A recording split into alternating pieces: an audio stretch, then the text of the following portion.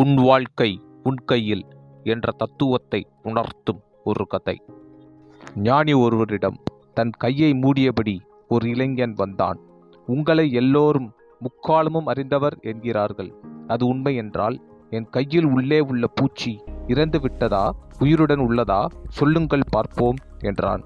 இறந்து விட்டது என்று ஞானி சொன்னால் கைக்குள் உள்ள பூச்சியை உயிரோடு விட்டுவிடுவது, ஒருவேளை உயிருடன் உள்ளது என்று சொன்னால் கைக்குள் வைத்தே நசுக்கி கொன்று விடுவது, இதுதான் அவன் திட்டம்.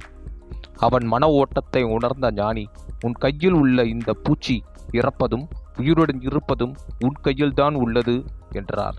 தன் கையில் உள்ள பூச்சியை என்ன செய்வது என தெரியாமல் விழித்தபடியே நின்றான் இளைஞன். நீதி, வாழ்க்கை சிக்கலாவதும் சுகமாவதும் உன் கையில்தான் இருக்கிறது.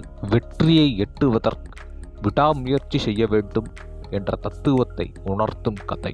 ஒரு துறவியை எல்லார் முன்னிலையிலும் மட்டம் தட்ட வேண்டும் என நினைத்த சிலர் அன்றைய வழிபாட்டு கூட்டத்தின் போது, நீங்கள் கடவுள் இருப்பதை நம்புகிறீர்களா என்று கேட்டனர். ஆமாம் என்றார் துறவி. அப்படியானால் அவரை காட்டுங்கள் என்றனர். உடனே துறவி, ஒரு கிண்ணத்தில் பால் கொண்டு வாருங்கள் என்றார். கடவுளை காட்டச் சொன்னால் பால் கேட்கிறாரே என அவர்கள் புலம்பினாலும் துறவி சொன்னபடி பாலை கிண்ணத்தில் எடுத்து வந்தனர்.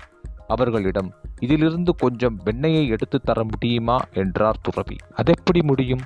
பாலிலிருந்து வெண்ணெய் எடுக்க வேண்டுமானால் அதை முதலில் காய்ச்சி பின்னர் கொஞ்சம் தயிர் சேர்த்து காய்ச்சிய பால் முழுவதையும் தயிராக்கி கடைந்தால்தானே வெண்ணெய் பெற முடியும்.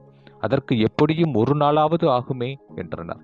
தனக்குள் சிரித்து கொண்ட துறவி, பாலிலிருந்து வெண்ணெய் எடுக்கவே இவ்வளவு முயற்சிகள் தேவைப்படும் போது கடவுளை மாத்திரம் எப்படி உடனே காண முடியும் என நினைக்கிறீர்கள்? ஞானத்தை பெறுவதற்கான விடாமுயற்சியும் அதன் மூலம் பக்குவமும் பற்றற்ற தன்மையும் பெற்றால் மட்டுமே பரம்பொருளான கடவுளை காண முடியும் என்றார். துறவியை மட்டம் தட்ட நினைத்து வந்தவர்கள் மனம் தெளிந்து மன்னிப்பு கேட்டுவிட்டு திரும்பிச் சென்றனர். நீதி, வெற்றியை எட்டுவதற்கு விடாமுயற்சி செய்.